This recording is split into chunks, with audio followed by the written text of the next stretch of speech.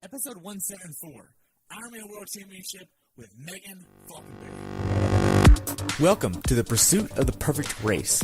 I'm Coach Terry Wilson, and with each episode, I bring stories of athletes to you that share their experiences at races in order for you to learn how to have your perfect race. We will hear stories from athletes of all ages, abilities, and races of all distances. So regardless of where you fit in, there's something in it for you. Thanks for spending some time with me today. Now let the pursuit begin. Welcome back to the Pursuit of the Perfect Race. Today I have a pleasure to talk with my friend Meghan about her recent race at the IRONMAN World Championship at Kona, Hawaii. This race took place on October 13th, 2018, where she had a time of 10 hours, 19 minutes, and 44 seconds. Meghan got her slot at Canada earlier this year. Welcome back to the show. Meghan, I look forward to spending some time with you today.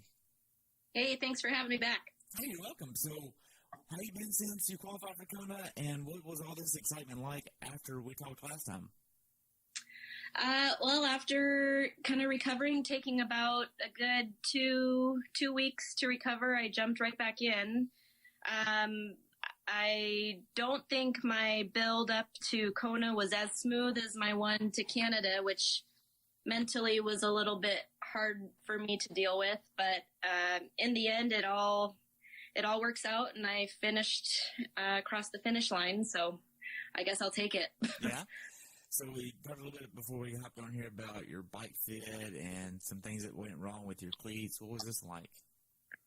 Yeah, so I think by the third weekend after Canada, I was back up to 6-hour rides. And unlike my preparation for Canada, which involved more elevation gain, trying to find all the hills I could, this one was more about spending more time in aero and being comfortable in that position for longer periods of time. And that's something that I didn't really do for Canada. So I realized I was very uncomfortable, especially my saddle. I was developing sores and all kinds of discomforts. And so I started fiddling around with my fits with the help of my coach and my physical therapist, who's a professional bike fitter.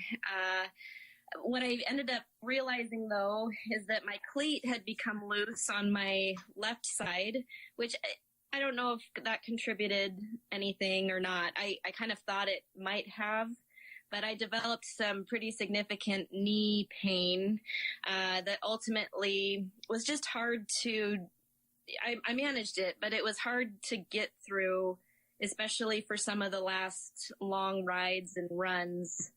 So just that tendonitis type feeling under the kneecap was challenging.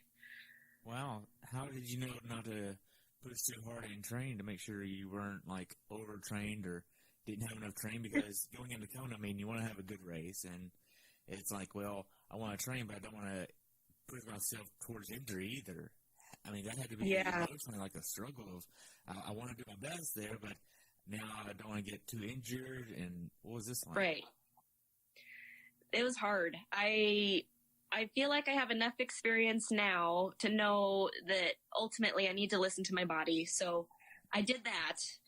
I also, though, tried to use everything I could to address the pain. So I was going into physical therapy. I was doing massage. I was icing. I took some anti-inflammatories, just some of those modalities to address it and manage it. And I kind of went by the guidelines that if pain was going to be there, but as long as I didn't make it any worse or I didn't see any increased swelling, I was okay with it up to an extent. I must say what was supposed to be my last long training weekend, it didn't happen at all. I think I had a 5-hour ride. I think I managed 2 hours. And then my last long 2-hour, 40-minute run, my husband had dropped me off, and I simply just ran myself home over the course of 2 miles. I said it wasn't worth it.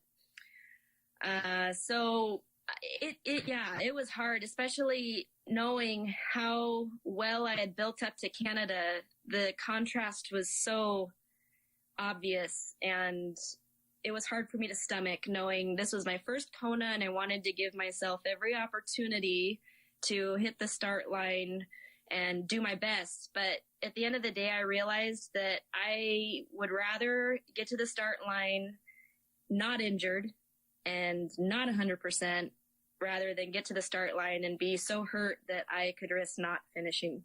Right. What was it like when you only got 2 hours of those 5 hours on the bike? Because that had to be like such a hard cord to pull, knowing that this is your last big ride before Kona. Yeah, I called my coach right afterward. I was worried. To be honest, I don't know that I cried that time, but ultimately though, he told me, you have worked over this last year super hard. You put in more miles than ever. Your body is just tired. And I remember him telling me that the hardest part about Kona is getting there. It's at the end of the season. Your body is tired. That huge build up to Canada with some of the most quality work I had done. And then after that, he told me that last ride was just one last preparation. No big deal. So psychologically, I think that helped a little bit. Knowing that I had my coaching support, he wasn't worried. I tried not to be worried either. So I don't know what is the right answer. What is the right way to do it? I don't know. I just knew that ultimately I had to listen to my body. Right. So how has your swimming been since Canada? Very good. Actually, that went very well. I feel like I had kind of burst a little bit of a bubble after Canada. I swam my fastest I'd ever swum in Canada and then just kept riding that high through to Kona. Thankfully that aspect of my training was very straightforward. Maintained that pace and effort. I hope, that just continues. Wow. So going into this race, when did you actually start thinking of the logistics of, hey, I need to figure out flights, I need to figure out hotels, I need to figure out how am I getting my bike there? When did you start looking at the logistics of all this when you qualified? I would say some of that even started before I qualified. We had our vacation rental by owner already sought out, and we had put down that payment to reserve it. Canada was within the time we had to either keep that or get the refund. So that had already been made. The flights we made soon after Canada. So Canada was 2 months out. So we had, we kind of started this right away.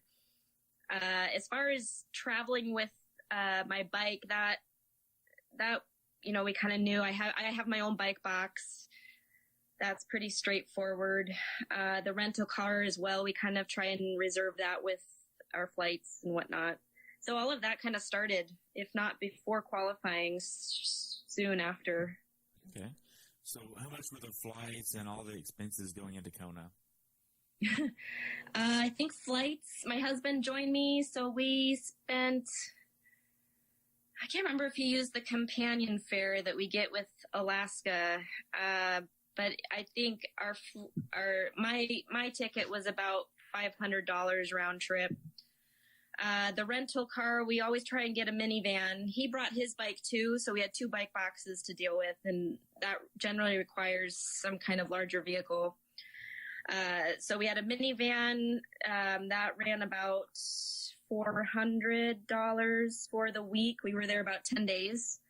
And then our vacation rental ended up being, I think I got it for $73 a night. So that was under $1,000 after the fees and whatnot. Yeah. What other? Cheap for VRBO.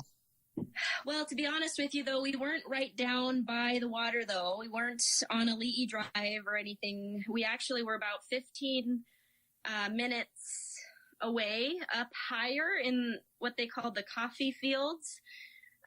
So we'd go up Palani, and then up on 180 is actually where we were.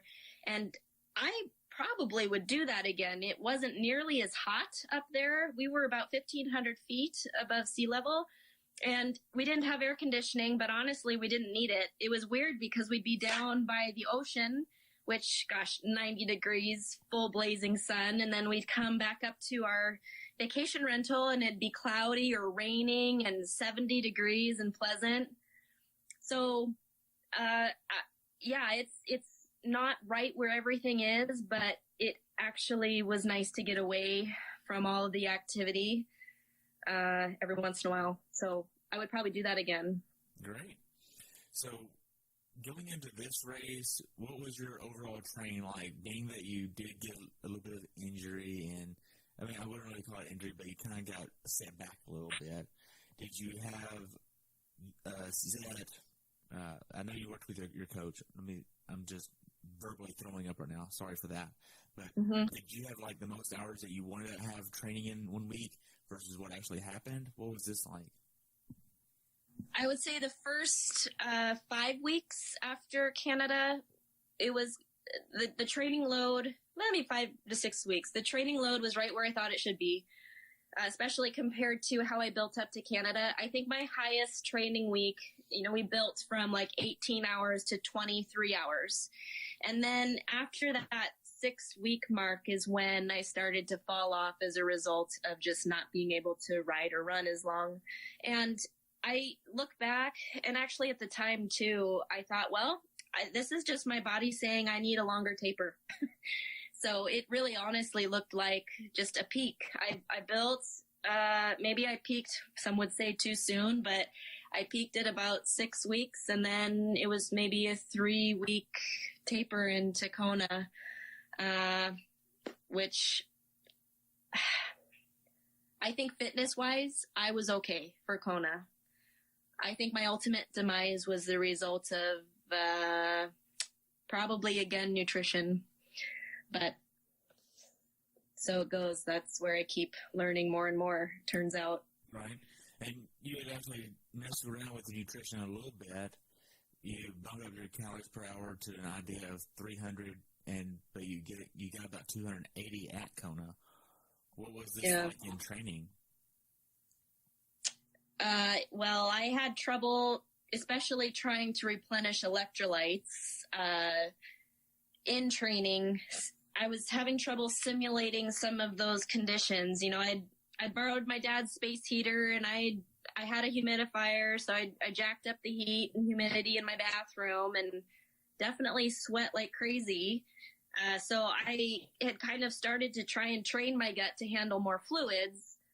I think ultimately I was able to, but trying to figure out how to stomach some of the nutrition was a bit challenging.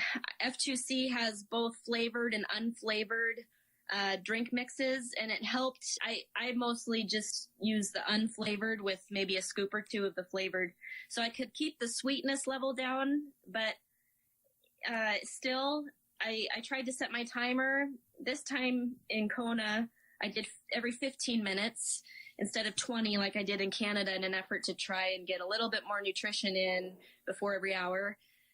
I think that went well, but the electrolytes, they're still as salty as all get out. And if that was higher, it was harder to digest, harder to take in, even though my sweat rate was still pretty high, right, if that makes sense. And you mentioned using Leveland to know that you were wanting to replenish 28 to 32 ounces of water per hour with a teaspoon and a half of sodium.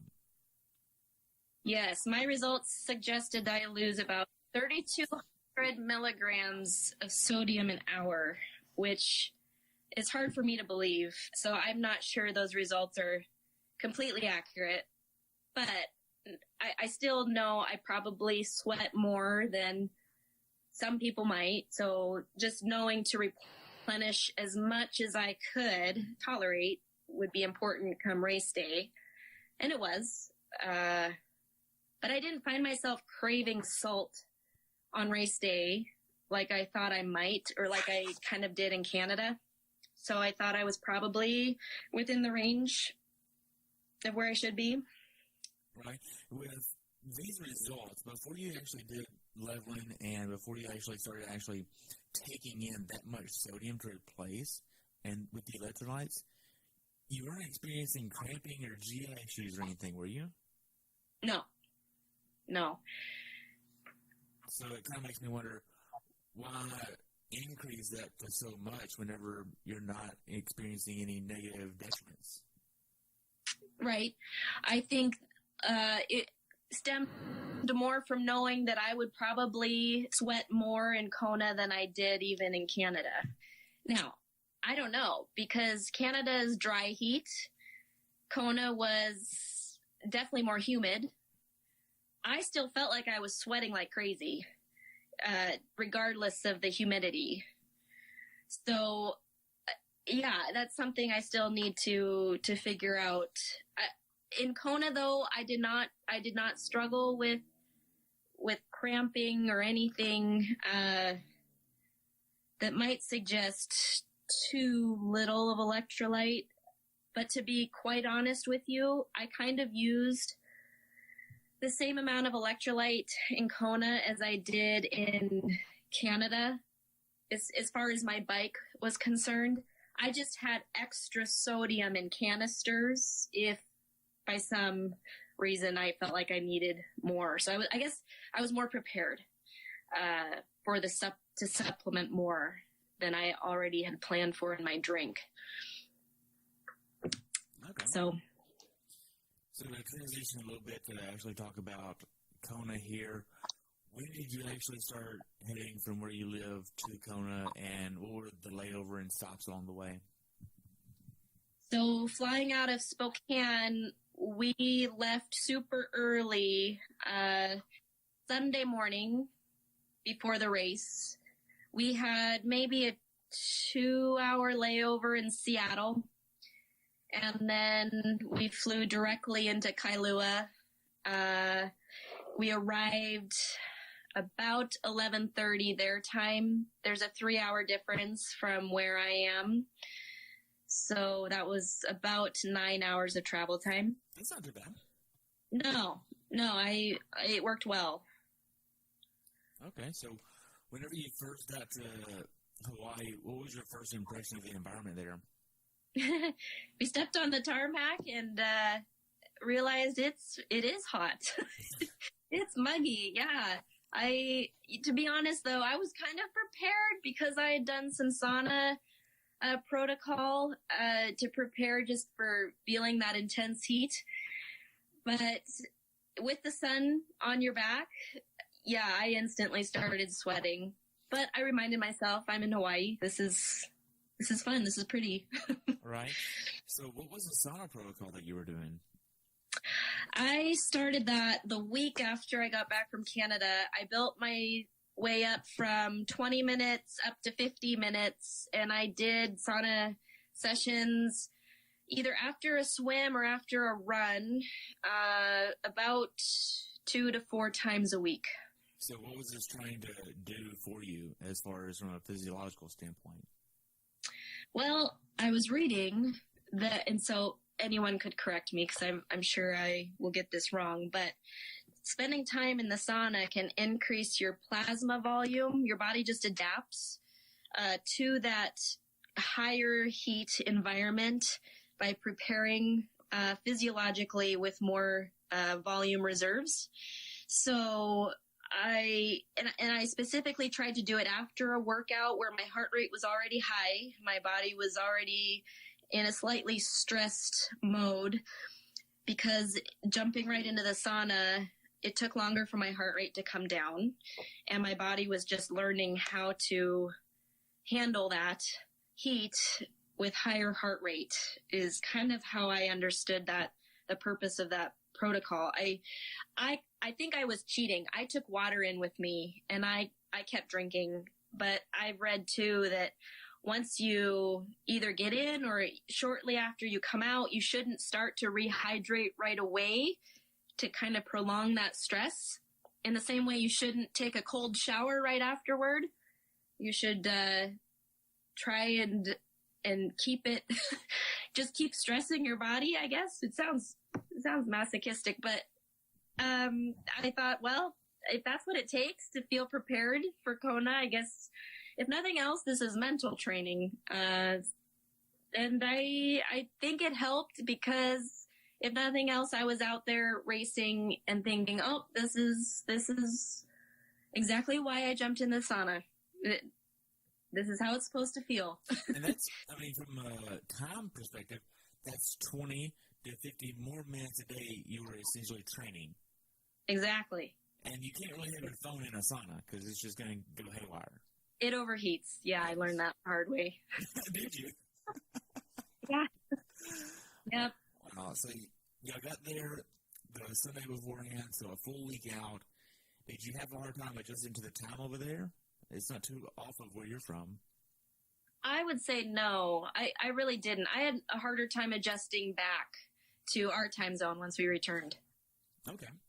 So after you get your rental car, you get everything ready, what was the first thing y'all did once y'all actually got to Kona?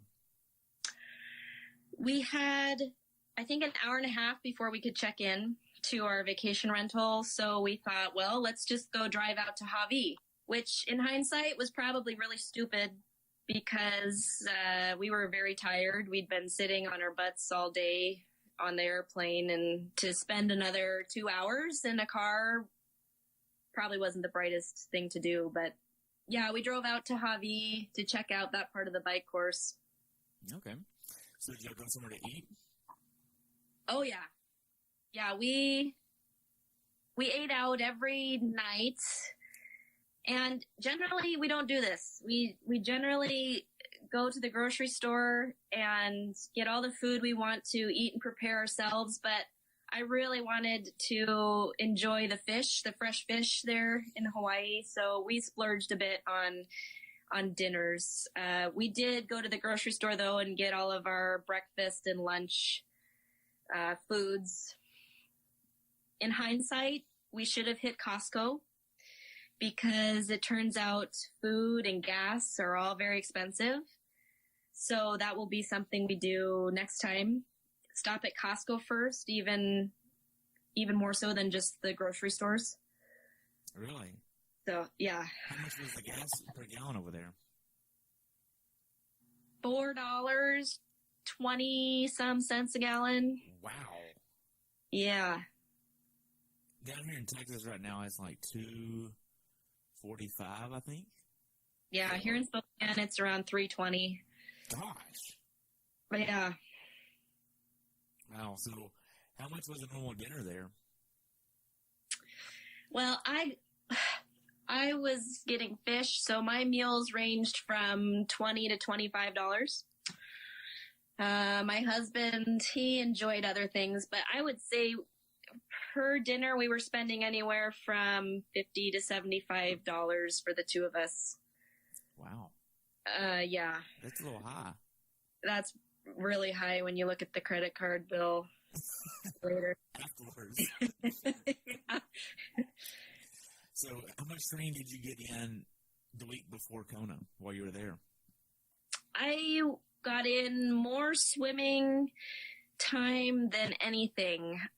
We enjoyed swimming right off the pier there. The water was amazing. I either swam in my swim skin or just my swimsuit.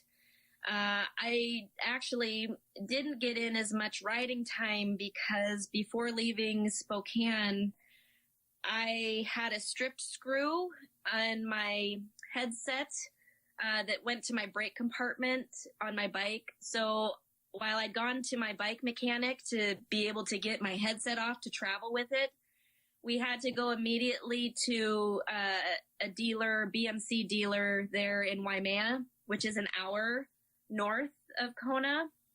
So our driving miles added up very quickly. hopefully we won't ever have to do that again, but it was convenient to have him there. So I didn't have my bike really until Thursday before the race. He was nice enough to let me borrow a road bike, which worked for an easy spin on Tuesday. And he pieced it together for me on Wednesday to ride up to Javi and back down, just until that last part could arrive that was overnighted from BMC. So, and then I wasn't running very much just because it bothered my knee. And I didn't want to push it too much before the race itself. So most of my training was swimming. I don't think that I got really any less time in, though. I compare my pre-race training of Kona's to Canada's, and my coach really only schedules 3 to 5 hours that week of little short burst type of training, and it all worked out. Okay. So what about the Ironman Village here? What was this check-in process like, and what were the vendors like at the Village? Because this is the Super Bowl of all the events here. So what was this like for you?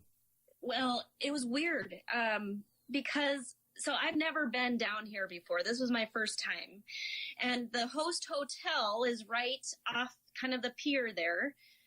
And they had an Ironman tent set up. I think even we got there Sunday. I think we finally managed to get down there in Kona on Monday. So it had already been set up by then. And I thought that was the Ironman Village. Turns out that was not the Ironman Village. That was just an Ironman tent. So the further you walked down Ali'i Drive, there were all the vendors. So Wadi Inc. and Rudy Project and Stride and all of these clothing apparel companies, they all have their tents set up along the sidewalk going down Ali'i Drive, which that's over a mile, right? Part of the run course goes down Ali'i Drive to a turnaround, and then you come back. As we started walking and exploring a little more, I come upon another Ironman tent set off the side of the road, kind of in this parking lot, what is usually a parking lot. So there's another place to buy Ironman merchandise.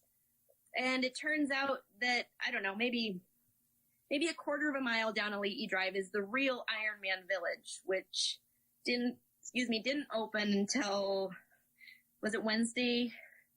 Maybe Wednesday before the race. And that was way bigger. Tons of vendors. I mean, I can't even list them all, but that was different for me in that people are everywhere. I mean, this is the race, and it shows because everyone is there, and so many people are there that they have to use the entire stretch of Ali'i Drive. It was crazy. Wow. So whenever you actually got to the check-in process and to the Village, what was this experience like checking in?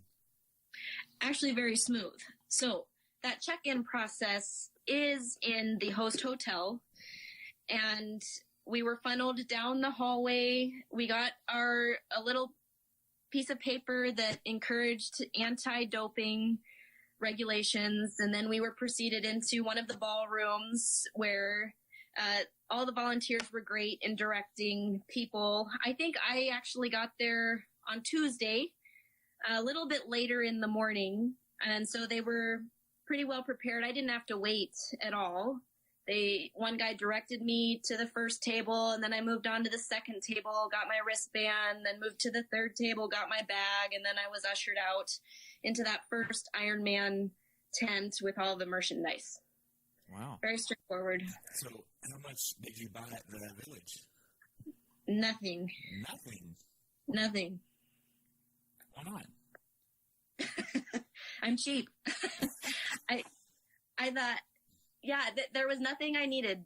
Not at that point anyway. And I figured if I decided I did need something, then I could always go back. But in the back of my head, I had this idea that there was this chance I was going to have to spend a lot of money just to get my bike fixed, which was still at the bike shop. And it turns out I'm glad I didn't buy anything because it was a significant chunk of money just to get that fixed. Really? What was wrong with the bike that needed a lot of money for it? Well, it needed a new piece to my braking system, and that was overnighted. And I think the labor, I think it was about 3 hours worth of labor, and on a super bike that requires some skill. Right. Man. So the couple days leading up to it, after you check in, you're able to get your bags sorted out with what you want to put in each bag along the way with special needs. What are you putting in all your bags? Hey, everybody, I just want to say thank you for listening to the podcast, and I just want to let you know that I've enjoyed having so many people on this show, and I couldn't really do it without your support. Thank you so much for tuning in, listening, and being a part of what I'm doing. If you would, take a few moments to leave me a review over on iTunes. It would help me out tremendously, and enjoy the show. The couple days leading up to it, after you check in, you're able to get your bags sorted out with what you want to put in each bag along the way with special needs. What are you putting in all your bags? Okay, so in my swim bag went a lot of everything that I'd need in that preparation for the race itself. They did not let us bring in any other bag.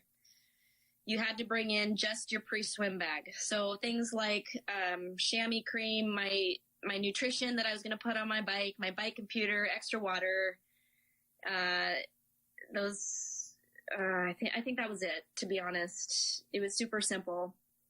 And then in my bike bag, I had my shoes.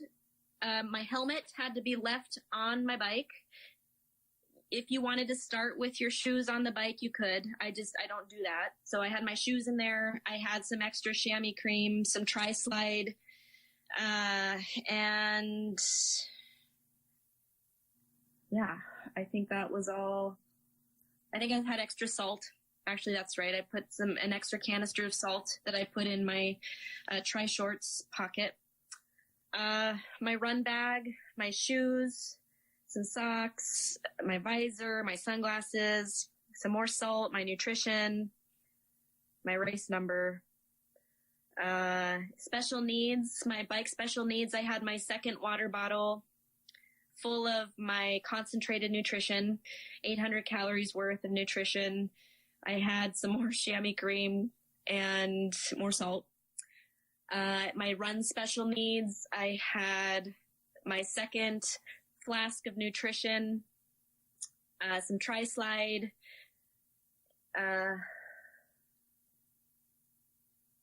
did I say salt? I think I put, yes. I think I put more salt. Okay, yeah. And I think that was all the bags. Okay. Right? Did I get them all?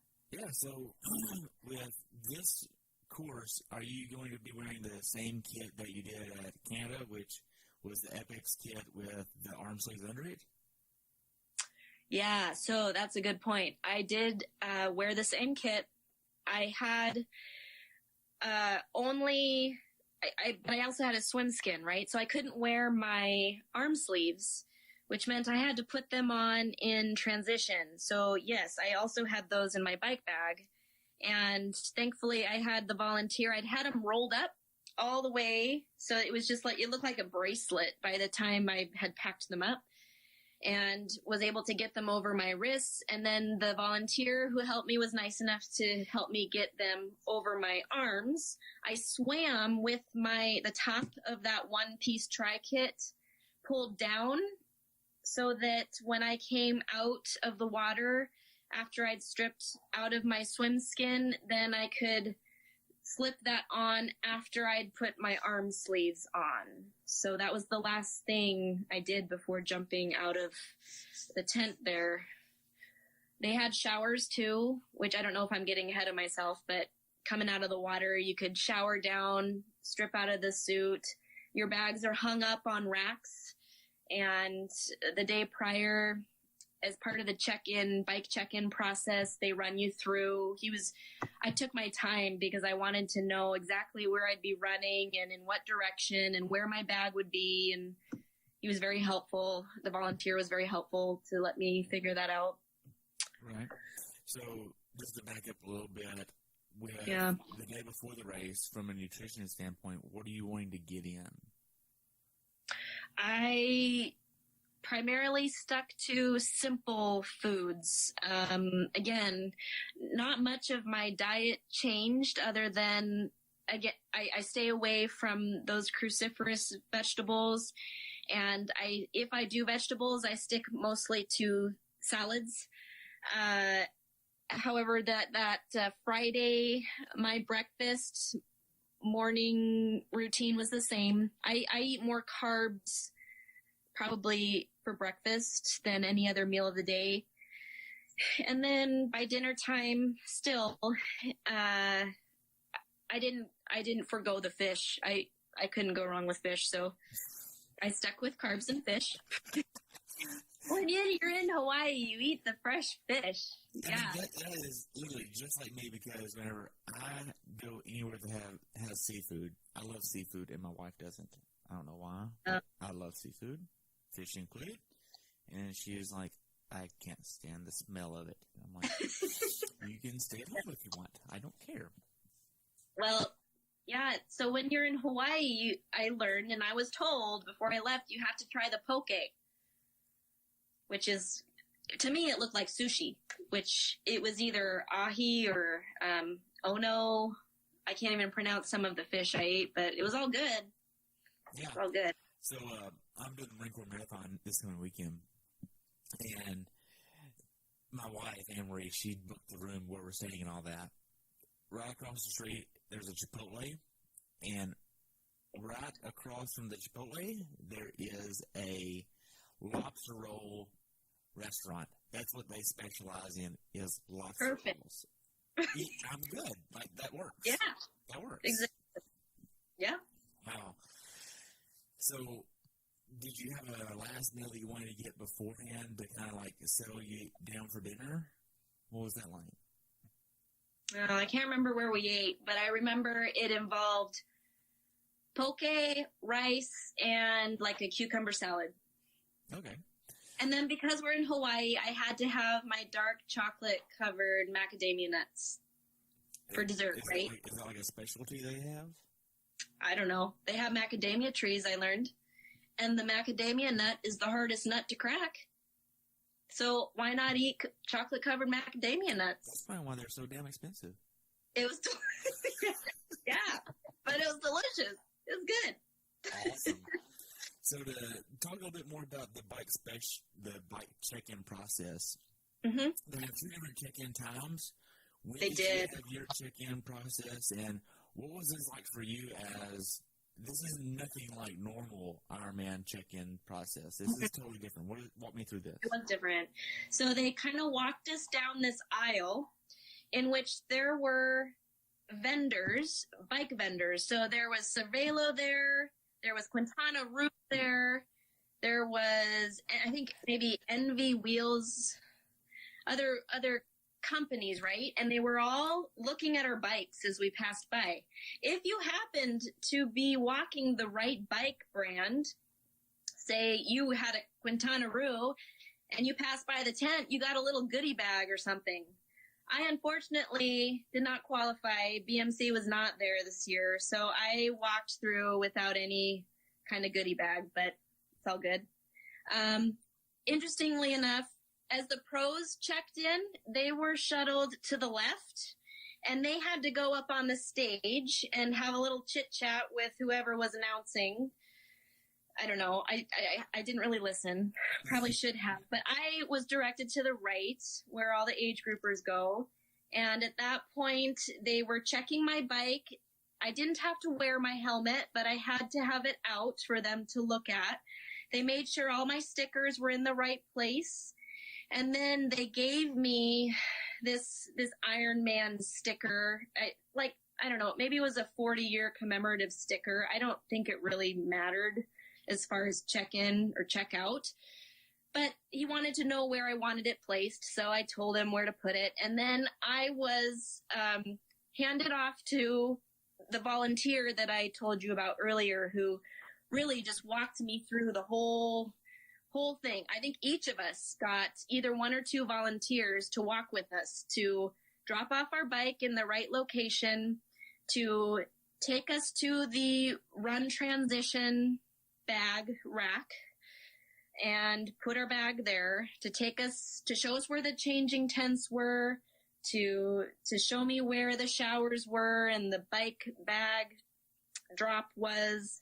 And then I could ask whatever questions as far as, so I'm going to come out of the swim. Where do I go? It was great. Really. I can't say enough about how helpful he was. He took all the time in the world for me. I kept apologizing, but I figured it out. And then after that, you're shuttled out and wished good luck. Wow. Now, I know there's a rule here where you can't just go and grab your bag to put something in it. You Correct. actually have to have a volunteer with you. They have to verify your number with the number of the bag, and then they hand the bag to you. Like, they don't let anybody tamper with anybody else's bags. Right. In fact, the volunteer actually took my 2 bags immediately. Really? So, yeah. Now, he did let me shuffle things around. I wanted my shoes a certain way so that once I grabbed my own bag on race day, it'd be ready for me. But, yeah, eventually he was the one carrying the bags. And after that check-in process, no, you can't access your bike or run bag. Wow. So, is there anything else you want to mention? Did y'all do the underwear run here? Nope. No, in fact, by most people's standards, I was probably pretty boring. I didn't do that. What was the other thing I missed? I didn't go to the welcome banquet ceremony. I don't regret it. Don't get me wrong. I don't regret it because a lot of that just amplifies some of my anxiety. But yeah, I didn't do a lot of the traditional things that a lot of people who go to Kona do. Oh, that makes sense. Now, are we leaving anything out before we dive into the actual race? I don't think so. All right. Well, I will say though, they have practice swims off that pier there. So what they did is they set this line of buoys out for us to practice, right? Which was great. It was nice to have access to the course itself and be able to swim. They actually had people out on kayaks to be there for us in case something happened. The only problem is that we were constantly running into each other because it was an out and back, right? And so you'd be focusing on all the pretty fish and the coral down below, and then you'd realize you're tangled up with someone who is trying to swim the complete opposite direction. So if there's one thing I can recommend, it's at least within the first 50 yards of starting out from the pier there, you really have to be careful about swimming and sighting. Were there no ways to, like signage saying, hey, you need to swim this way to this way? Nope, nothing. It would make sense that could be an improvement there then. Oh, yeah, for sure. In fact, if they could tell people when you're swimming out, stay to the left of the buoys. When you're coming back, stay to the right. That would be super easy. But as I'm told, I think it's been this way for a long time, and I don't know that it'll change. I don't know. Just because it hasn't been changed doesn't mean it shouldn't. Exactly. Now, I will say they had ability. You could check in your bag. Who was that? It was by the Gatorade tent. I think it was Roca who was managing that. You could check in your bag, so it was being watched while you go swim. If you didn't check it in, there was another shelf there that you could just put your bag on and risk, I guess, losing it or having it stolen. But I don't think that really ever happened. I did both ways, and it worked out well. And then there was a shower on the other side of one of the buildings there on the pier that everyone was going to shower off afterward. So it was really well set up to practice prior to race day. Yeah. So going into race day, what time did you want to get in bed the night before? By 8. By 8? Were you in bed by 8? I was. Did you go to sleep? Yes. Nice. Yes. What time did you get up? I think I was up at 4 o'clock. Okay. My age group wave started at 7:20.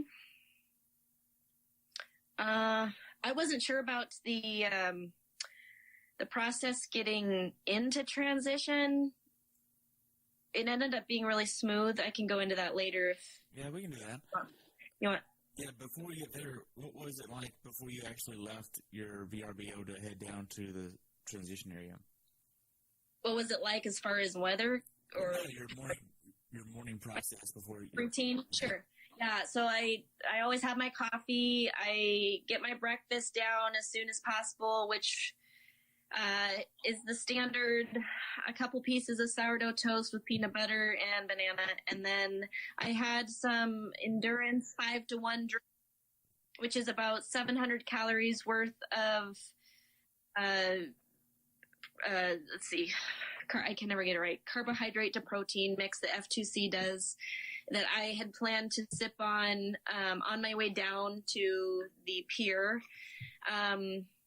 And of course the morning constitution bathroom time. And then we were driving down by, I want to say 5:30. Parking is a little bit sketchy because that's what I was going to ask. Yeah. Where's your park at? They have some lots available, both free and paid, but they also have, and we ended up taking advantage of, there's some shopping centers there, a Long's Drug, there's a grocery store there that you can park in, and that worked out well pre-race. Unfortunately, the morning of the race, they closed one of the access roads. So we were fortunate enough. One of the athletes I was coaching had a condo there that he wasn't using as parking space. So we used his parking space, and it was right there off of Palani and Henry Street. The unfortunate thing, though, is my husband had to stay there the duration of the day. He couldn't go back to the condo. He was kind of locked in. But parking, we figured that out. And then I think I was in transition about an hour before my start time. So about 6:20, I was in transition. Okay. So what were you doing in transition? Well, to start, again, they funnel you through a process, because the morning of is when they body mark you. And it's not just a permanent marker, it's the professional looking tattoos. So you go through. So you got some tattoos for your registration here. Yeah. Man. Yeah, I got some tattoos. They did. It was very smooth. You know, they had the racks, you find your number, they give you your tattoo, you go to the next table and they actually put the tattoo on for you, and then you're funneled through the area where they take your pre-race weight. So you stand on a scale, get your weight, and then you're allowed to go to your bike and put all your nutrition and computers on and whatnot. Get your tires pumped up. And that was really convenient. They had people going around with pumps, so I didn't need to bring my own in. Just flag someone down, get that done, and then I was out. And you used 90 PSI here? I did. Okay. So why did you use 90 versus 100 like you did in Canada? I actually, after Canada, I went down to 90 mostly because of the roads I was riding on.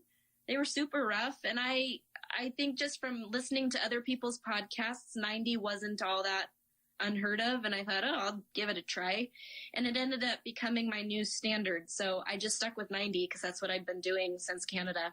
Okay. Worked out just fine, yeah. So while you're in transition, how is your anxiety level? I don't remember it being much of an issue. I just remember trying to concentrate on all that I needed to do and then getting out.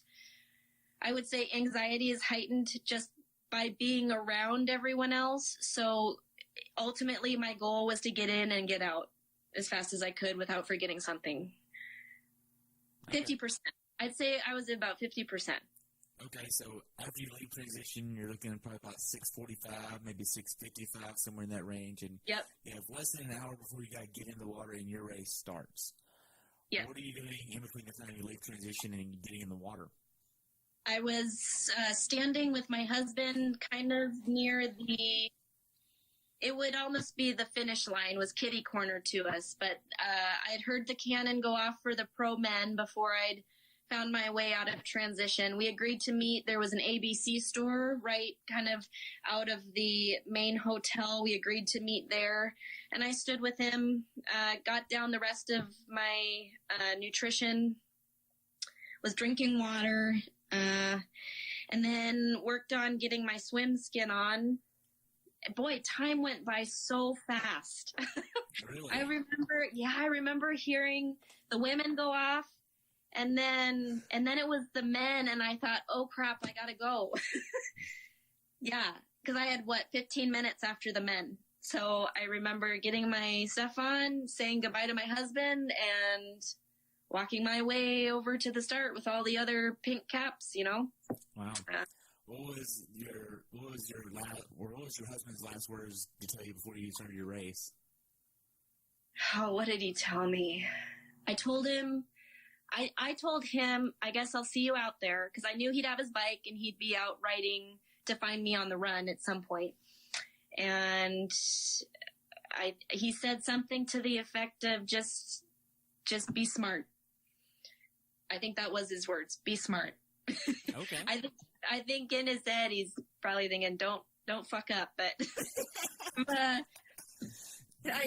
what came out was be smart, be positive. And your interpretation was don't fuck up. Don't fuck up. Yeah, exactly. Okay, so whenever you're getting in the water for the Super Bowl of all the races that you qualified for to get here, what was your anxiety, nervousness, emotional status at this point? I was just trying to stay present, I guess, because standing there waiting for them to let us down the stairs into the water, I'm just observing the women around me, trying to envision what I was going to do once I was in the water. Eventually I was in the water, and it was about swimming out to the start line. And then once out to the start line, you're treading water for however long. They had a line of kayakers. No, I think they were actually on soup boards, but they were just circling around to hold the start line where it was at. And as I was treading water, I could just feel the number of women starting to get closer and closer toward me. And then the analogy of being in a washing machine made sense, and we hadn't even started yet, you know, because I'm bumping into people, and one lady thought she could get on her stomach and be ready to go in that position, and her feet are in my face, and I'm thinking, oh gosh, so this is how it's going to start. I'm going to get kicked in the face before I even started off with the gun. But, you know, and then the gun goes off, and I took my time to get started just to get a feel for it. And you stop thinking, you just go. But after that first couple 100 yards, then it's about trying to find someone's hip. And you roll with it, I guess. You just go. Yeah. I don't know. So the cannon goes off. Did it scare you? No, I heard someone, I don't know if they had been told from over by the pier, but I heard someone say 2 more minutes. That's when the anxiety goes up, is you like, you have this, oh my gosh, we have a minute now, or we have 30 seconds. And I try and count with it, but then I never know when the 30 seconds is up. Regardless, you start and you go. Yeah.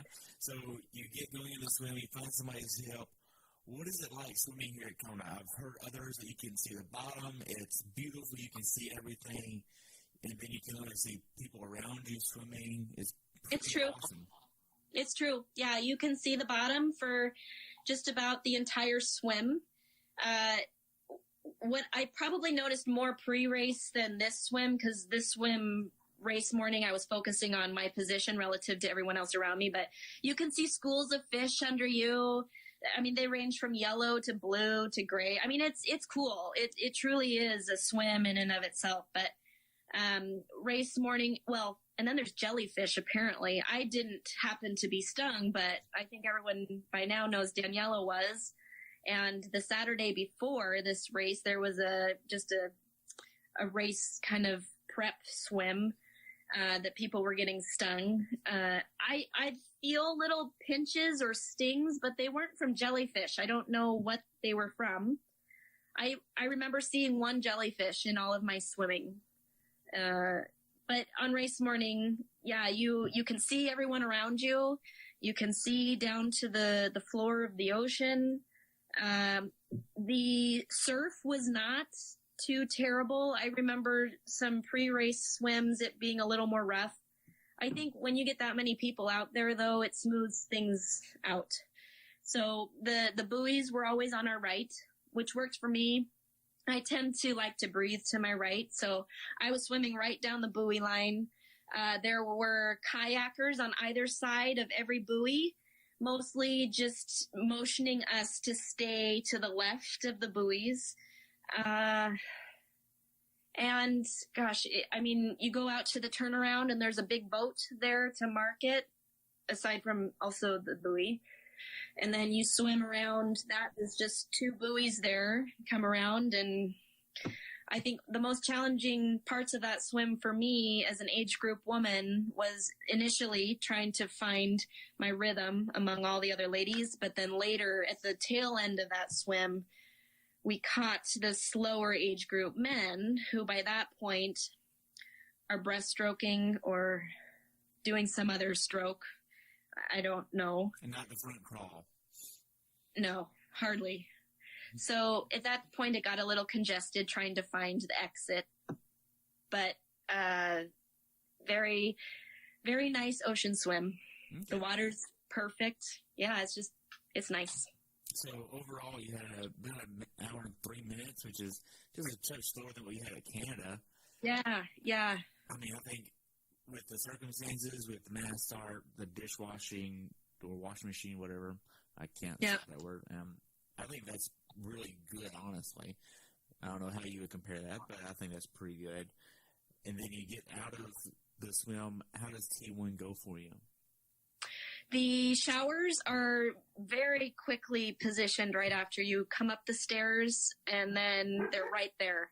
So you shower down, shower off. I guess you don't have to if you don't want to. You grab your bag, and then you run to the tent. I think the women's tent at this point was the second one. So in there I was motioned to the very back. They're just trying to stack people up. A volunteer was right there immediately.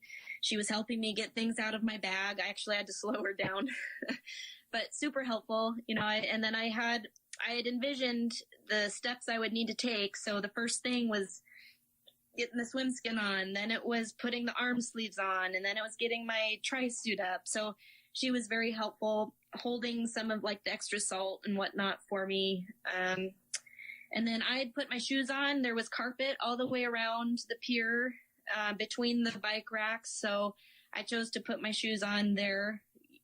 Again, you didn't have to. You could keep them on your bike.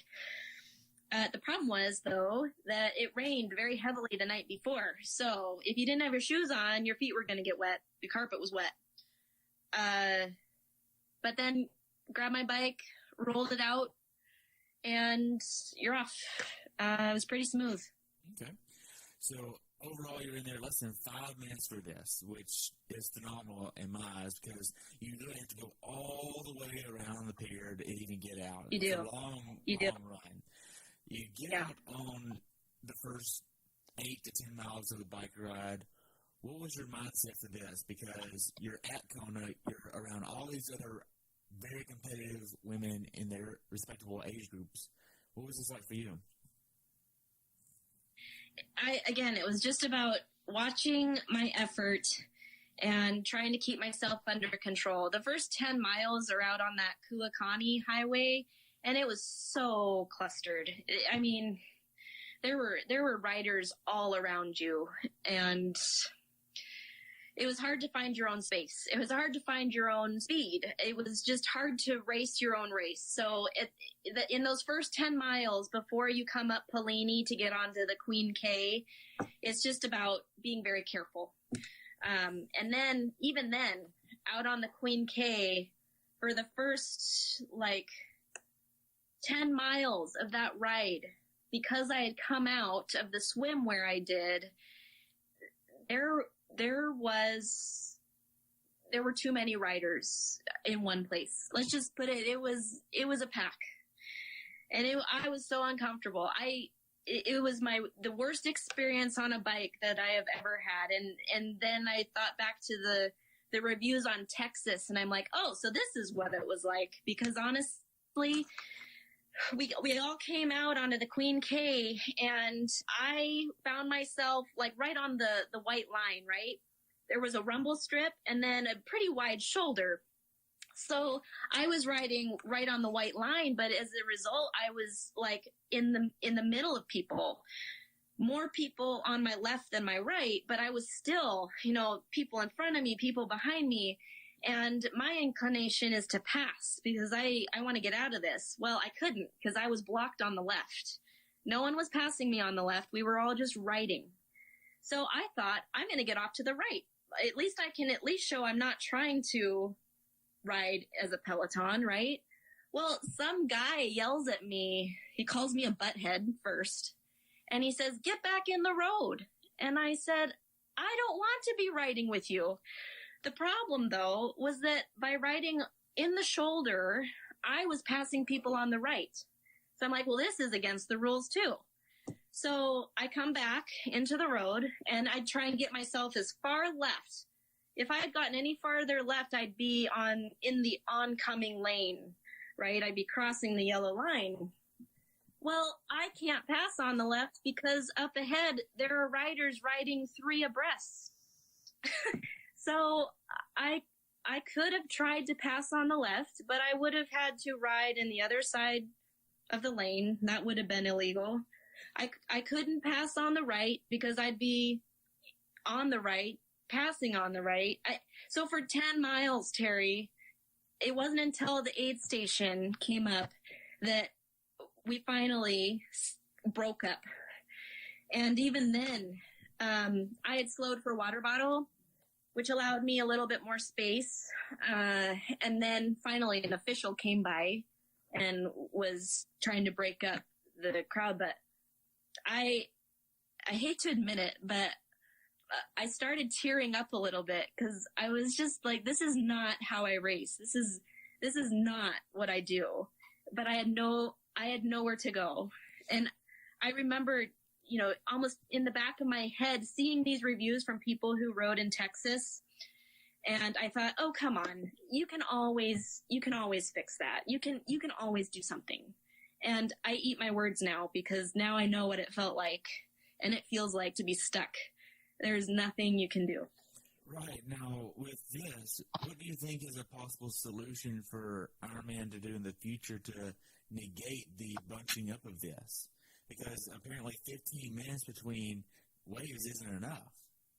No, it's not. And I know I've listened to a number of people via podcasts or, things I've read on, and people speculating on what can be done, what Ironman could do. And I don't know. I don't know if something can be done coming out of T1 to kind of break up the groups as you come out of that transition. Ultimately, though, I think like people have said, if there isn't enough undulating terrain in the course itself, or just not enough room, or there's too many athletes on the course, I don't know how else you'd do it.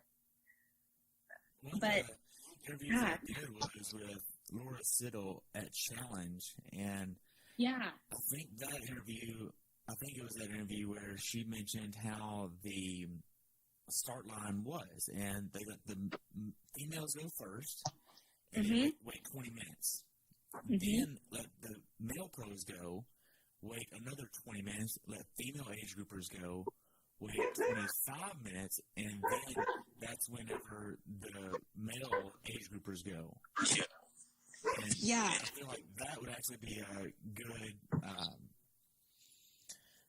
way to do that, because with that, you're actually not going to have a the men up front with the women, everybody's got to have a cleaner race. Yeah, for sure. Now, though, well, and maybe to that point, they were saying Lucy Charles came out with one of those male packs, too. So she potentially could have used the male packs to help with her race. So then there again, you have the female pros and the male pros kind of working together, and it is or should that be allowed? It's a good I question. don't know. And one of the things is maybe instead of having officials officiate, what if there was timing mats and cameras that officiated where, hey, you have to go across over 500 mats throughout the 112 miles. And now that we're going to get timestamps of everybody, and if you show more than 10 times that you were within a certain time increment of a certain other person, you're automatically DQ'd from the race after you finish the race. So, and the only problem I see with that, unless I'm not understanding you correctly, is what if you are legally passing, someone? I had instances that day where I legally passed a guy on my right. The second my wheel passed his wheel, he should have dropped back. Mm-hmm. He didn't. He passed me again on the right. I couldn't believe it. He's just blatantly not following the rules. So there's that too. And to be honest, I think separating the women from the men helps as well, because men don't like to be passed by women. It's just, I agree. It's something about their egos. I'm sorry, but I do think we could eliminate some of this if Ironman could entertain the idea of separating the ladies from the gentlemen and have 2 separate days of racing. I think that might be one of the better solutions. Do you think that's possible at Kona, though? I don't know. It's been a long time the way it's going right now that it would be a big change. Yeah. I mean, if done right, if it's done right, you'd have to set up 2 transition areas, because the women would have to go back the first day to a different transition area, set up their T2 in a different spot, have a different changing camp, which could be bigger, and then the men would be able to check their bikes in during the same time that the women are on the bike. And with that, you would have to have a little bit of logistics there, but if you think about it from another perspective, that would double the number of participants there. Well, does it have to, though? I mean, maybe that's the reason why it couldn't be bigger. I mean, obviously, we want to encourage more participation in this event, but, we were all packed in that pier. I kind of like they did it the last time I remember. It was when I was in Chattanooga.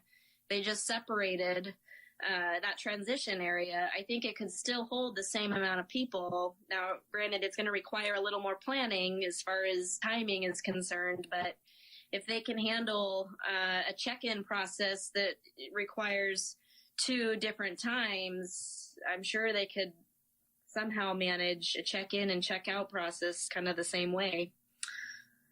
Yeah, I mean, and just not let anybody check out their bike until after the last day of the race. Who wants to see it anyway? At that point, nobody's going to go out for an easy spin the next day. Unless you're a professional, I don't know. And even then, it's like, why don't you just take a day off? It's the biggest race of the year. You don't need to. Right. You can recover now. It's okay. Right.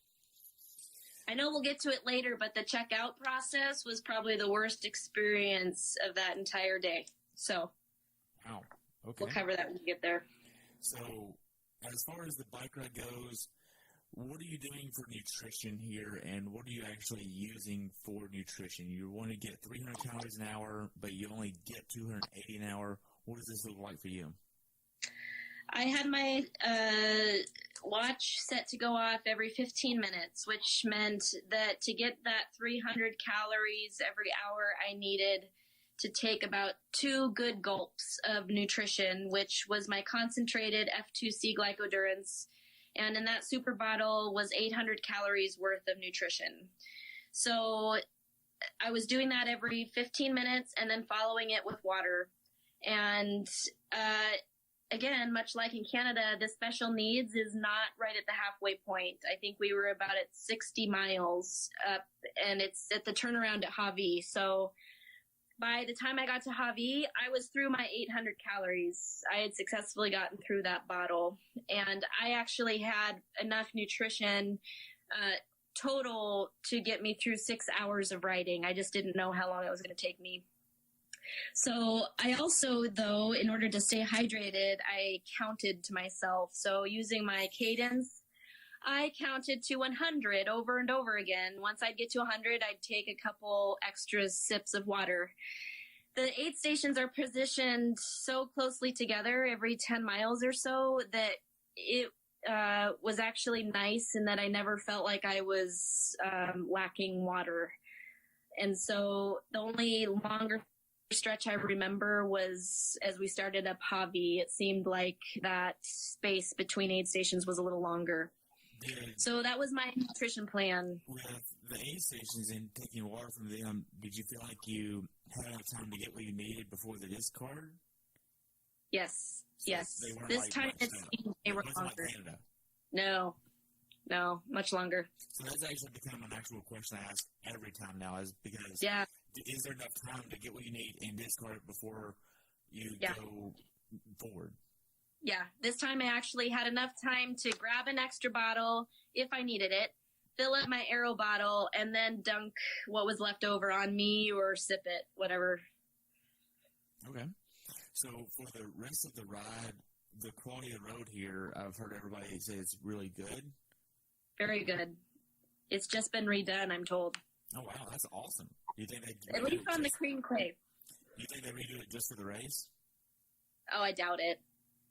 I doubt it, but it was nice to have it completed by the race time. And I think that newest pavement I noticed more on the Queen K. The turn up to Hawi, the road was super rough there. In fact, I lost a water bottle coming back down. So that was rough, but on the Queen K was very, very smooth. Okay. So from a data perspective, what kind of numbers are you wanting to hit here? My goal was to hit about 180 watts normalized power over the ride.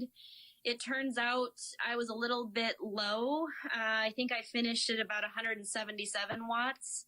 And I don't know what accounted for that. I just know coming back from Hawi, I was flying, and the conditions were great. I had a nice tailwind, and I felt really good.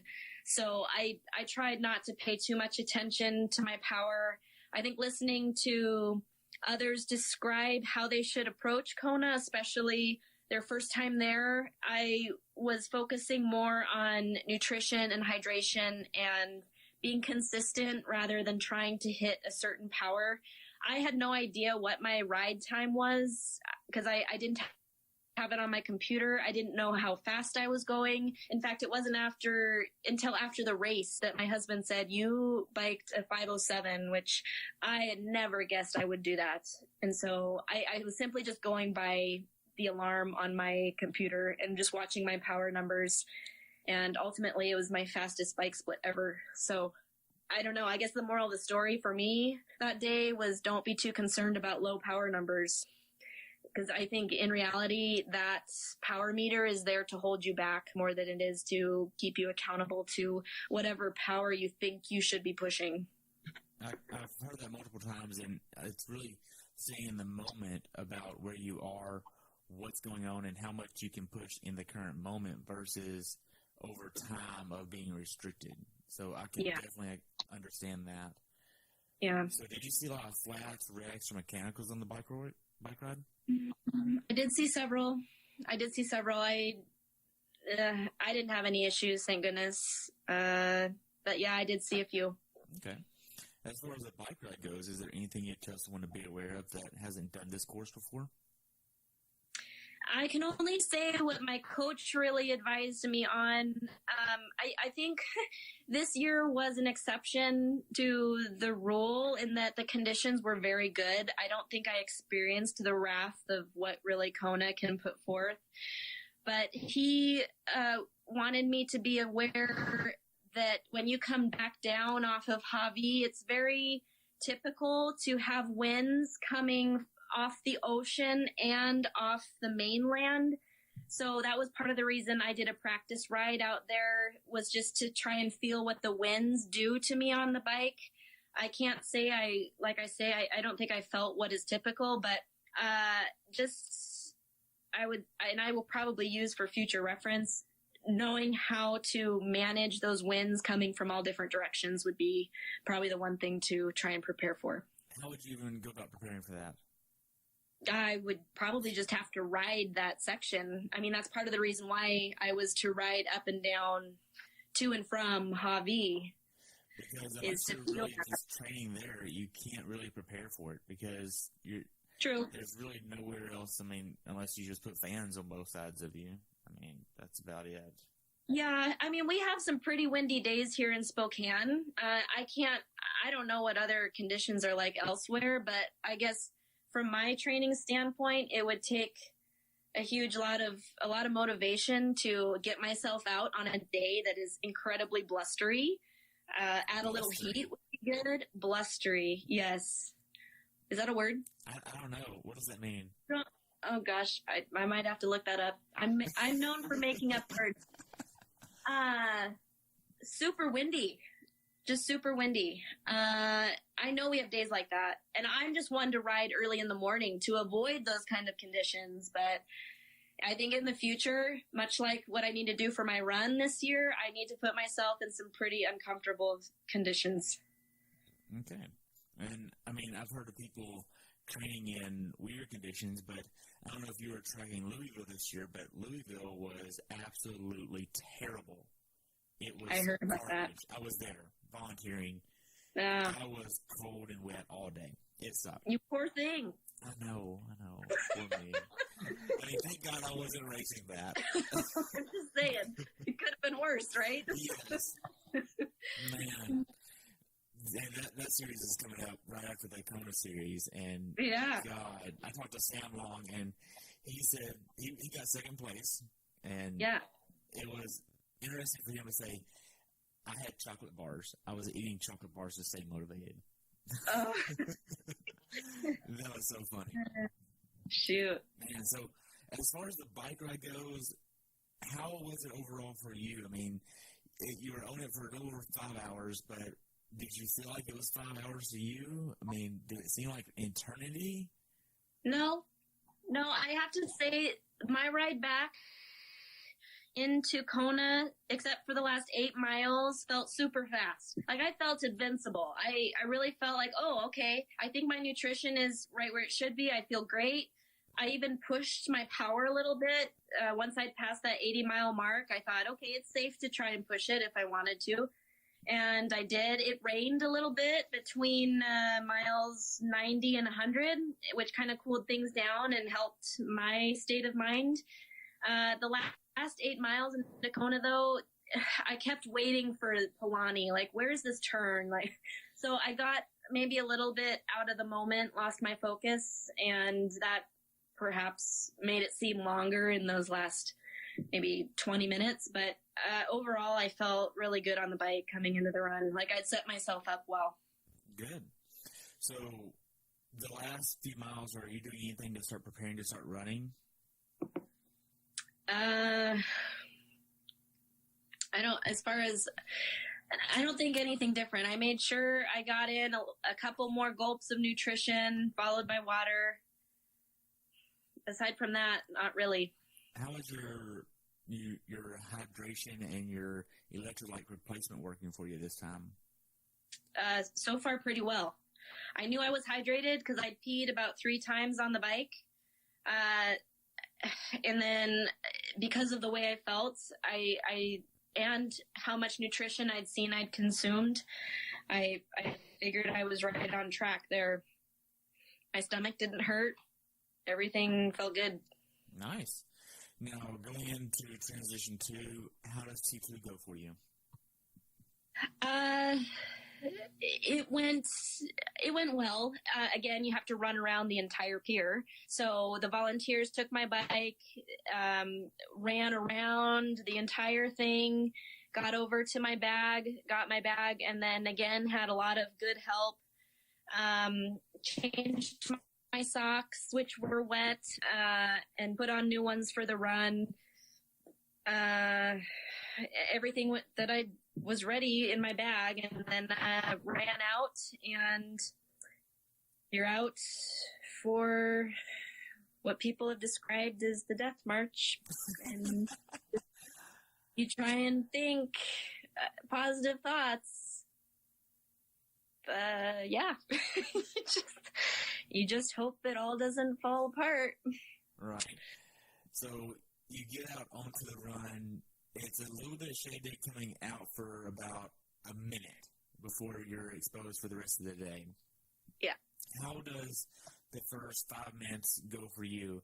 Because at this time, the men pros are about to be finishing, and you can probably hear the helicopters from where they are, and there's tons and tons of spectators, volunteers everywhere. The energy is very high. How do you hold back and not just start sprinting out like a 100-meter sprint right here at the very beginning of a marathon?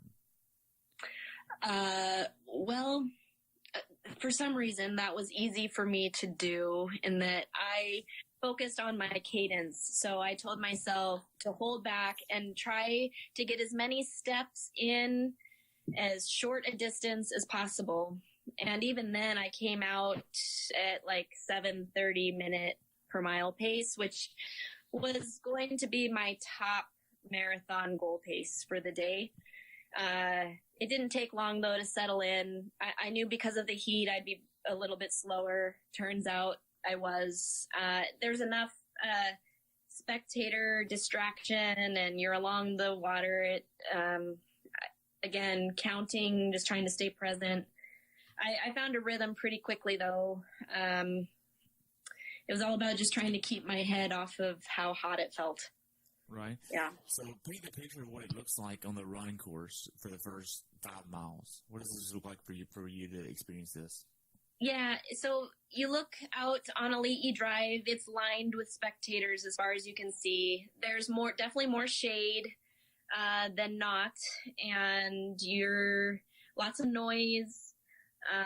It's still hot, though. You have a bit of breeze, but not anything like what I experienced going out onto the Queen K.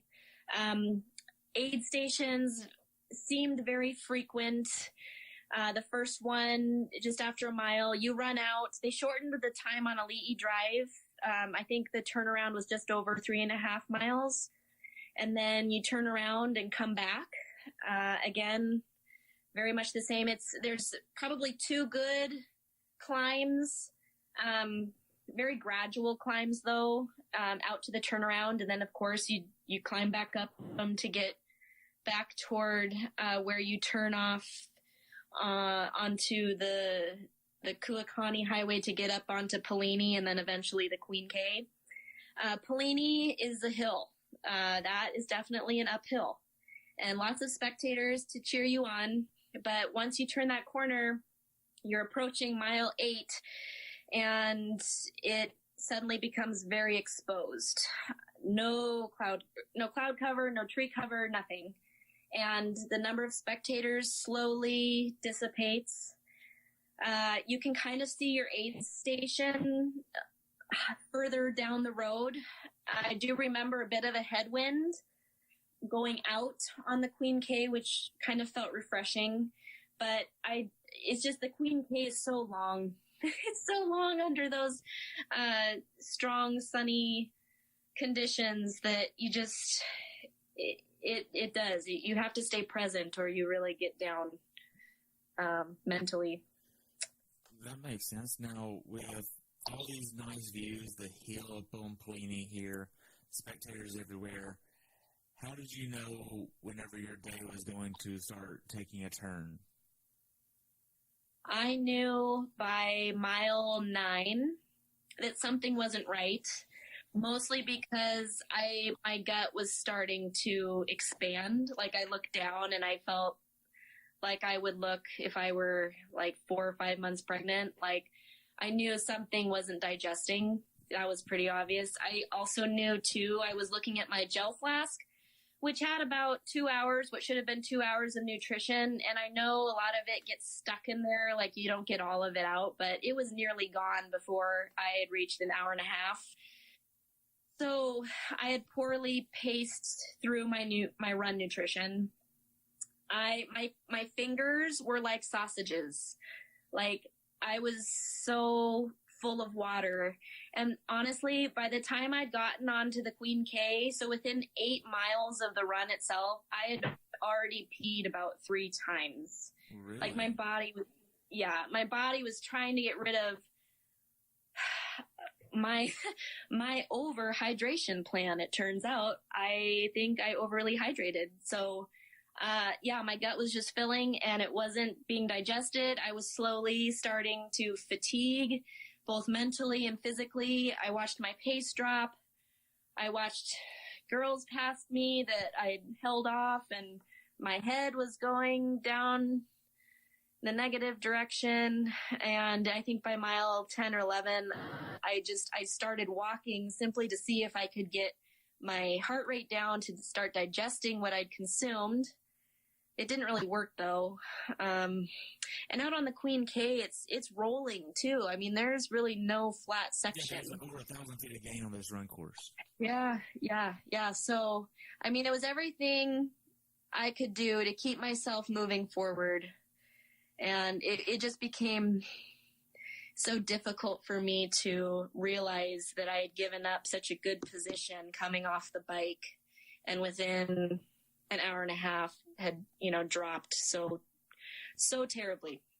Emotionally, it would be very hard for you. It was rough. Yeah, it was rough. But, this is the sport.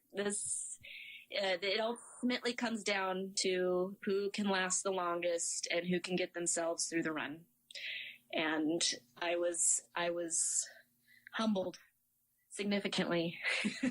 This was my learning experience for the day. This was it. So I realized, as bad as I felt, I still had to get through the energy lab. And we had actually done a practice run in the week leading up, and that was hot. So I knew what I was getting myself into. Like, I hadn't even started the hardest part of this run yet. And I felt terrible because you turn down into the energy lab and you're kind of running parallel to the coast for a while, which when you're going south is great because you get a nice headwind. But when you're coming back up, you get a tailwind and it feels like there is no air movement, and that sun is so intense and it's hot. For me anyway. It's funny. I listened to an interview after the fact. Miranda Carefrey was saying, it wasn't hot. It wasn't bad at all. And so maybe it's just my frame of mind. Maybe I'm super weak when it comes to figuring out what real heat feels like. But at that point in time, I felt like crap and it felt hot. So mentally, I don't know. It seems like this was probably one of the hardest races you've done. Yeah, for the run, it had come to that point, yeah. Special Needs was out at the turnaround on down in the energy lab. I think it came at about mile 16 or 17. So, got my, I don't know, nothing in my special needs bag was going to help me. But I pulled out what I had in there, and then I just kept plodding along. Got back up on the Queen K. There were definitely more people puking than I have ever seen. I wish actually now, after the fact, after learning a little bit more about me and what was going on, I wish I had just stopped and puked it all out. Because I think actually Rachel McBride had a similar issue I did, in that she was slightly overhydrated. She felt very similarly to how I felt. She, however, puked it all up. And then she had some great run splits after to the finish line, so lesson learned, just puke. But I didn't. I just kept plodding along. My husband was out there. It's funny. We talked about what he should tell me, what he should say to me out there on the course so that he wouldn't piss me off or whatnot. And the first thing he asked me when he found me is, what's wrong? What's wrong? I said, oh, everything, but I'll make it. So yeah, I tried Coke. I tried just some of the most simple stuff, but it wasn't going down. I mean, it was going down, but it wasn't going anywhere. So what was it like emotionally for you to actually realize that the day that you wanted to have was slipping away from you? Emotionally, it was gut-wrenching. Literally. Gut-busting. Because, yeah, I felt so great coming off the bike, and I knew not to place too great of expectation on myself, especially this first go around, but I inevitably do. And, going in, I had certain expectations of myself. I definitely didn't want to run a 4-hour marathon. I knew I'm capable of probably on this day, a 3:40 marathon. And it just, to know that had I done a better job, on my nutrition, figured that out, I think I would have set myself up better for that run. But by this point in the run, I knew I was going to finish. I knew I could easily walk myself in. I wasn't up against some time restriction. But yeah, my ego was a bit bruised. I mean, so, if I would have been in your shoes, that would have been so hard for me to just let that go. And I could not sit there and I couldn't continue to just think about anything else. Like, that would be what I would be thinking about for the rest of the day. Of how did this happen to me? Why me? What did I do? Yeah. Yeah, at the time, though, you're just trying to figure out how you're going to get yourself to the finish line. I think I started playing games with my mind. It was, okay, let's run. Let's run to the next aid station. Or let's run until you get to 100 steps, you know. And then once I was at the aid station, I let myself get some ice, grab the sponges, do whatever I needed to do to try and feel a little bit better. And then make myself start running again. It's funny, when I look back at my run splits, it's pretty variable. You know, I'll have one split that's a 12 minute per mile pace. My next split will be an 8:30 minute per mile pace. And I think that just reflects my mental game I was playing with myself. My paces were so variable in an effort to just keep me moving forward. I mean, because what else are you going to do? Wow. You certainly don't want to quit at that point. You only have, 10K to go. You can't just stop and not finish because your gut hurts. Wow, so literally putting it out for this race was part of the game. Yeah, well, yeah. Survival mode. Wow. So whenever I didn't ever want to be in that position, but I just didn't ever want to be in that position. Of course, everyone wants to finish strong, and it's unfortunate you finish on that kind of note, because you're right, up until that point, my day was going pretty well. But this is the last thing I remember, and as a result, this is what fuels my fire to do this again, to redeem myself. Next year. So we can only hope. Yeah. So you get to mile 23, 24, you're getting back into Kona proper. What was all this like for you? Relief more than anything. I was looking for Polini. Okay, I knew if I could get to Polini, it was going to be a downhill run to Kuakani, just a quick shot over, and then you're back down on Ali'i Drive. And I wish I remember a little bit more about that last part of Ali'i. I was doing my best to enjoy coming down the chute and focus on the spectators and the cheering and whatnot, but honest to goodness, I was just trying to get myself across the finish line and into the med tent. Wow. So whenever you actually get to mile 25 and a half, that's where you really start getting into the finish chute, because the finish chute here is so long. It is. God, it's long. Like, where's the freaking finish line? Right. So what was this like getting to the finish chute where everybody loves to be and wants to be one day? What was this like for you to be on this ground where everybody wants to be? All I could do is respect it, right? It's the event.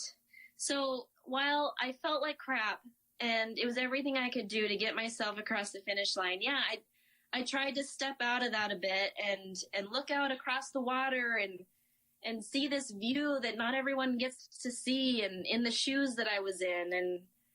And so I had no choice but to take the extra time because I was moving so slow, but I did. I tried to enjoy what I could, and then crossed the finish line. I was happy it was still daylight. I mean, I was trying to be grateful for the little things that I made it there at all. I was happy to have actually some local support. The volunteer that caught me is actually here from Spokane, and she was super congratulatory, texted my husband that I was going to go to the med tent. So I was happy to see familiar faces. And I'm grateful to have had the opportunity to experience that. And it is quite the experience. Wow. This whole thing has been an experience, but I just hope that in the future I can figure out a way to experience it better. Right. So with this experience here, what was it like to actually cross the finish line here? Because this finish line is just massive, and it's all electronic this year for the first time, from what I understand. Electronic, in that it's like my name was on top, and it was on top, and then it also had the sides and the top were all changing as well. See, I didn't even notice that. If it weren't for the post-race pictures, I would have been looking at you completely confused, because at that point, crossing the line, I was in a daze. About the only thing I remember is crossing the line, hearing Mike Riley say I'm an Ironman, and then realizing that the guy in front of me who's waving his flag above his head and super excited he'd cross the line, that I'm probably ruining his pictures, his finish line pictures, because here I am, like, trying to shuffle off to the side and not get in the way, but I'm probably this awkward athlete that has just totally ruined his finish pictures. It's I watched him set that thing up. It's like a building, this finish line, and the apparatus above it truly is. It's a piece of work. And it's the backdrop. You can't beat the backdrop. You're right there on the pier and you have the Pacific Ocean behind you. It truly is beautiful. It just, unfortunately, at the time, I was sicker than all get out. But yeah. So afterwards, you get your medal, then you go through the process, and then you get to the medical tent. After you get done with the medical tent, what do they actually say there? So there was a process you went through that I got to experience the extra step of the medical tent, but you cross the line, you get a towel, and then they shuttle you back behind the hotel where there was kind of a series of steps and tables. You'd go to the table, you'd get your hat, your shirt, your medal, and then the next step was food and drink. I think Training Peaks was there for your results. And somewhere in there I missed where you gave up your chip. I took a right turn into the medical tent, and there they took my weight. They realized I was a pound heavier than what I'd started, which I don't know. My shoes were full of stuff. Pee, water, whatever I dumped on top of myself. Yeah. So I don't know. I was close to pre-race weight. Let's just put it that way. But at the time, the doctor thought I was overhydrated. I felt dizzy. They wanted me to lay down for a while. They never took my temperature or anything, but I probably was in the med tent for a good 40 minutes before I felt well enough to walk out.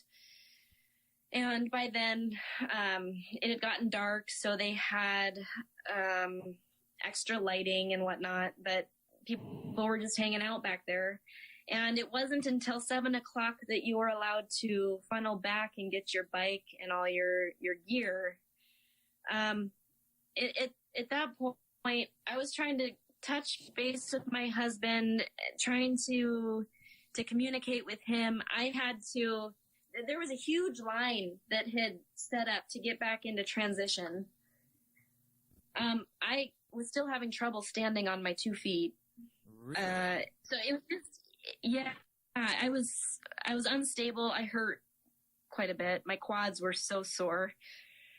So that made it just frustrating. I was moving slowly, and then I'm supposed to stand here in a line, right, for my bike and gear. Now, I will give them credit. Eventually, once you got in there, could get your bike and all your bags, you either had to stand in a line that was as long as the pier itself to get out the front part, or what I was fortunate enough to jump on to was a couple volunteers were checking our stuff, making sure we had all the right stuff, and then they were handing us a red ticket, which allowed us to kind of jump to the front of the line and get out faster because we'd already been checked. So that was the one takeaway. That should start well before a line even develops. Like if they could have 20 volunteers going through and just rambling around as people get their bike and all their gear and check it, give them a ticket, and then we can just get out of there. But no, you got to stand in a line for 30 minutes. That's frustrating. Man, that had to suck. It did. It did. We all felt like shit, and then we got to go stand in a line. You don't want to sit there and stand out there because the temperature is obviously going to drop a little bit, but it's still going to be pretty hot. And you don't want to stand in, you haven't showered yet, you're in your kit, and you don't want to be in your kit any longer than you have to be. I don't smell very good, Terry. It was just terrible. That's what I was trying to insinuate, that I'm not trying to say all the things that we do in our kits, but it's pretty obvious. Right. There's got to be a better way to do this. The red ticket thing, that could work. There just needs to be more people with them, and it needs to happen sooner than it did. Wow. So afterwards, you finally get back to the car and, head to the condo. Are you able to leave? Yeah. Yeah, we left. We didn't come back. Again, I didn't experience the last finisher crossing the line. I regret that. Yeah, but I'm not sure I could have stood upright. I did not feel very good, and I didn't smell very good. Things were starting to digest, and it wasn't coming out very well. So that's all I'll say. Wow. So how was your recovery process? Here it is a week later? Yeah, I feel okay. I've gotten back into swimming better than I have anything else. My left knee is still very angry. I think that's going to take some extra time to recover and heal. So aside from that, though, the soreness that lasted in my quads longer than it probably should have is finally gone. And that's really the only issue I'm dealing with now is that left knee I got to sort out. Okay. But so what is something that you learned about yourself through this experience of qualifying for Kona, racing Kona, getting back, and kind of getting into the normal rhythm now? I think the biggest thing I've learned is to not try and force what you think you should look or feel like, and just try and embrace what you do feel and embrace the process that is panning out, because inevitably it all works out. I think I ultimately accomplished what I set out to do this year, was qualify for Kona, race Kona, finish Kona. Now that I know what Kona looks and feels like, I think I can use that this coming year and implement those strategies better than I did this past year based off of what other people were telling me, which wasn't too far off. But now I know what I felt in those conditions and how I reacted, both good and bad. Mentally, I can be way stronger. I know I still struggle with injury. I can still work on being stronger physically too, and to prevent injury. And ultimately, consistency in conditions that don't feel so great is probably what I need to focus on this next year. So I grew a lot this year. I grew a lot as a result of Kona, and I can only hope that it works in my favor next year. I can't imagine I'll get lucky 2 years in a row with perfect conditions in Kona, but they say you don't have to have a perfect day to have a successful day, so... I mean, just when you live it all. That's right. Gosh. So, what are you going to be doing next year as far as your race schedule goes? Yeah, I told myself I wouldn't sign up for anything until Kona was done. If I can bounce back well enough to feel good about racing again, I'm going to try to do Indian Wells in December. And ultimately, my husband and I would like to try and qualify for Nice, the World Championship 70.3. And then I do plan to do Coeur d'Alene half and probably Canada again next year and see if I can qualify again there. I have the benefit of having a professional women's field at both of those events, actually all three of them, which again affords me the opportunity to see how I stack up against some of the best in the sport, which I can always use that experience. So that's kind of where I'm at right now. So we'll see what. Who are some female pros that you'd like to track? Some female pros I'd like to what? Who are some female pros that you enjoy tracking? Yeah, I would say my top pros I enjoy kind of relating to are Rachel McBride, Lindsay Corbin, Heather Wortell, Angela Nath. I listen to the IRONWOMAN podcast quite a bit. So Haley Chura, Alyssa Godesky. I just started listening and chatting with Jen Spildener. So the winner of Louisville. My coach thinks I could stand to learn a few things from her as far as running goes and nutrition. What I find, Terry, that's so awesome is these women are so open to questions and they're supportive. Ultimately, I'm getting the feel, especially this past year, that the more women we can get involved in the sport as well as to interest in becoming a professional, ultimately, I think will do the sport good, especially as far as equality for women and men in the sport goes. So I think I just aspire to learn from them, to emulate what they do, to learn the lessons they learn, and hopefully can one day share those experiences with others and just trying to make this sport what it could be. It's exciting to me. Yeah, I mean, I enjoy following all the pros that you mentioned, but Rachel McBride, I was definitely tracking her and Michelle Vesterby. I mean, yes, those two are like so humble and real. I don't know if that makes sense, but I know Steph Cork was out there at Kona as well, and a few others that like Angela Nath. I think I said that right.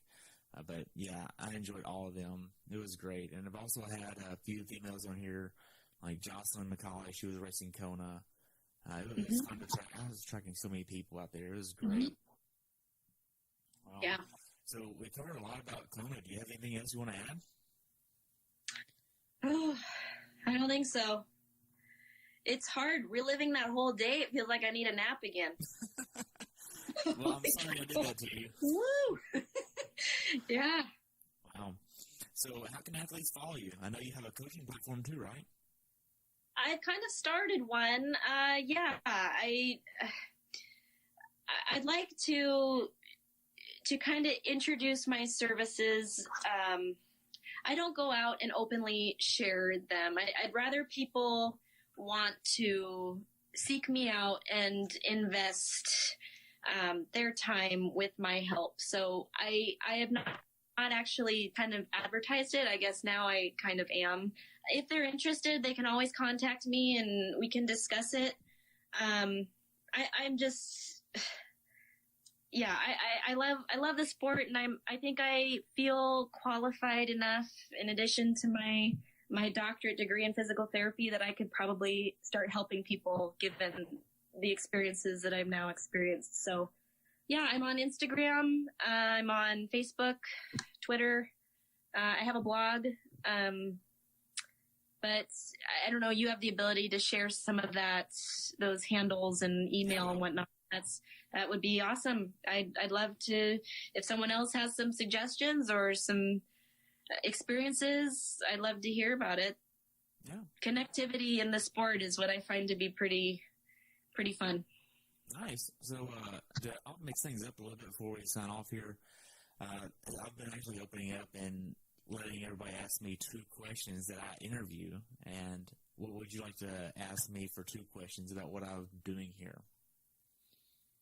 I'm asking you about what you're doing. Yeah. Aren't you training for a marathon, or did you already do it? I'm training for the Marine Corps Marathon. It's this coming weekend. Okay, so for that marathon, what is your nutrition plan? I have, so for the Marine Corps Marathon, you don't get water until the first 3 or 3.5 miles, and that's pretty much uphill for the first 3 miles. And I'll probably have a disposable water bottle that I run with for the first 3 miles, and I'll just sip on that until I get there. And I'll also have goos with me, and I plan on doing a goo 15 minutes beforehand, and then every 30 minutes there after I start.